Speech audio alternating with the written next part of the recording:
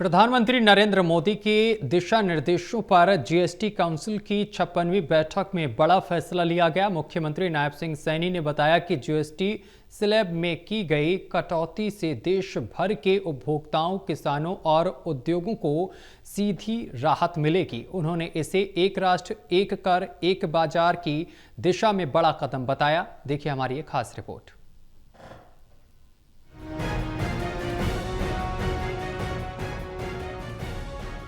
मुख्यमंत्री नायब सिंह सैनी ने बताया, जीएसटी काउंसिल की 56वीं बैठक में मानक दरों को 2 स्लैब में सीमित कर दिया गया।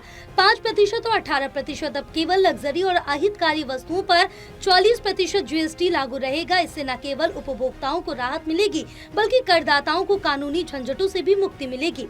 अब अगर बात करें जीएसटी में मुख्य बदलावों की, तो रोजमर्रा की वस्तुओं पर 0% से 5% तक जीएसटी लागू रहेगा। वहीं आवश्यक जीवन रक्षक दवाओं पर जीएसटी 12% से घटाकर 0 किया गया। कृषि उपकरण की बात करें तो 12% से घटकर 5% जीएसटी लागू किया गया। कपड़ा धागा पर 18% जीएसटी को घटाकर 5% करने का फैसला लिया गया। जीवन और स्वास्थ्य बीमा पर जीएसटी 18% से घटाकर 0 किया गया। कारों में पेट्रोल के लिए 1200 सीसी तक, डीजल के लिए 1500 सीसी तक की इंजन की क्षमता वाली गाड़ियों की जीएसटी दर 28% से घटाकर 18% कर दी गई। सीमेंट पर भी जीएसटी 28% से घटाकर 18% की गई, जिससे निर्माण लागत कम होगी।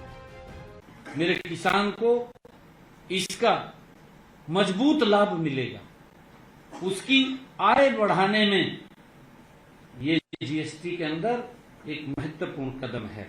इसका हम स्वागत करते हैं।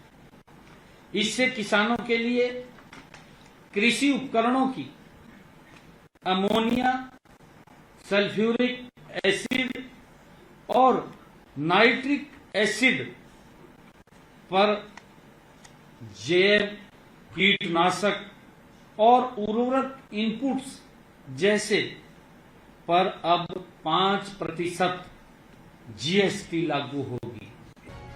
किसानों के लिए राहत की बड़ी खबर है। अब सिंचाई, जुताई मशीनरी, ट्रैक्टर और ऊर्जा उपकरण और दवाइयों पर टैक्स कम कर दिया गया। वस्त्र उद्योगों के लिए भी सिलाई मशीन और धागे पर टैक्स 18% से घटकर 5% हो गया।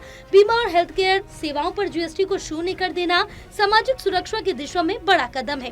बता दें कि पिछले साल अगस्त में एकत्र किए गए शुद्ध एसजीएसटी की तुलना में 31% तक की रिकॉर्ड उच्च वृद्धि दर्शाता है। चालू वित्त वर्ष 2025-26 में अगस्त महीने तक कुल शुद्ध एसजीएसटी संग्रह बढ़ा 20% है। वित्त वर्ष 2024-25 में हरियाणा में कुल 39,743 करोड़ रुपए शुद्ध एसजीएसटी संग्रह किया गया। सकल जीएसटी के मामले में हरियाणा सभी प्रमुख राज्यों में 5वें स्थान पर है।